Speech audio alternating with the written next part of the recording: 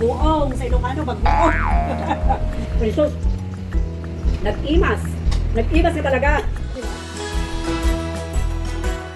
Welcome sa luto ni Mami. Ciao!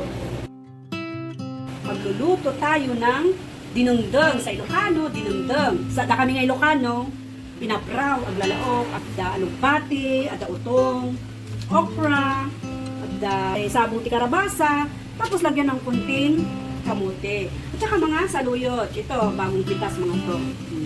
Yan, so yummy. Titikman natin mamaya ha. Tanggalin yung nasa loob.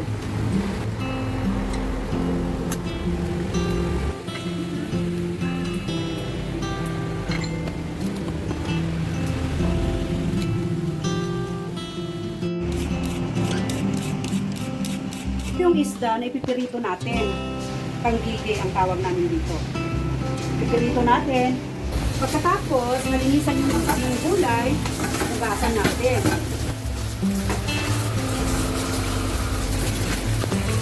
Hugasan ng masigi para matanggal yung mga lupa.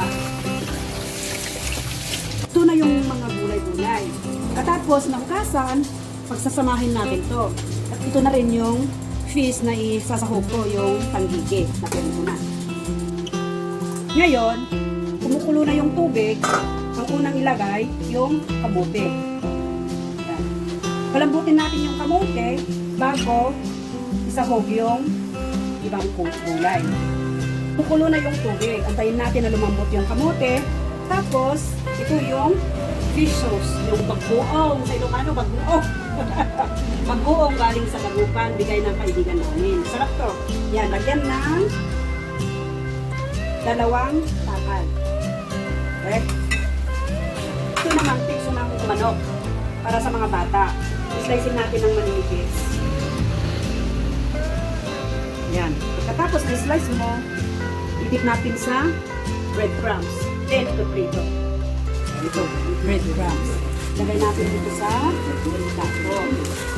Tapos, yung ginano ko, nilagyan ko ng itlog at saka yung asin, timplahan mo na, idip mo na dito.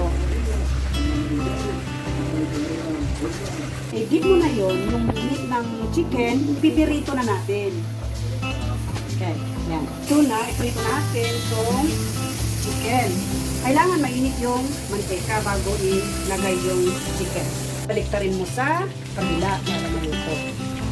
Titingnan natin kung malambot na yung kamote. O, pwede na. Pwede na. So, durugin natin para mas masarap yung buridibot. Yung sabi sa Ilocano, buribot. Okay, pagkatapos, sahog na yung okra. Oops. Hindi mawawala ang pampabango. May sibuyas, luya at kamatis. Ilagay natin sa ibabaw ng ulang-lang o dingding. So, ito na siya. Ito yan yung dingding. Ilagay natin yung sahog na fish. Try natin after 10 minutes. Okay na yan. Ngayon, tikman na natin yung sabaw. Tamis. Alam mo yung lasa ng bagong pitas na gulay? Talagang naamoy mo yung amoy ng okra at saka yung sitaw.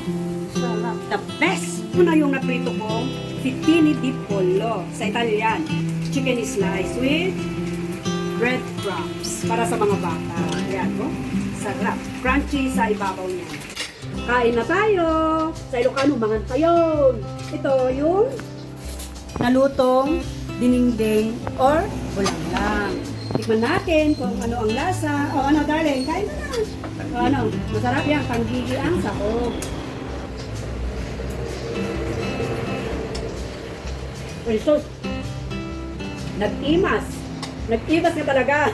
Di ba? Nasangkit. Nasangkit kay gulay. Kasi kapuros.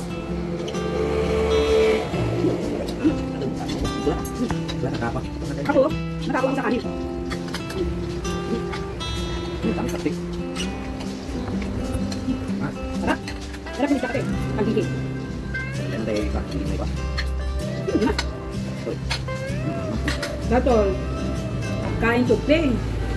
Ang damot yung mga antidinundog.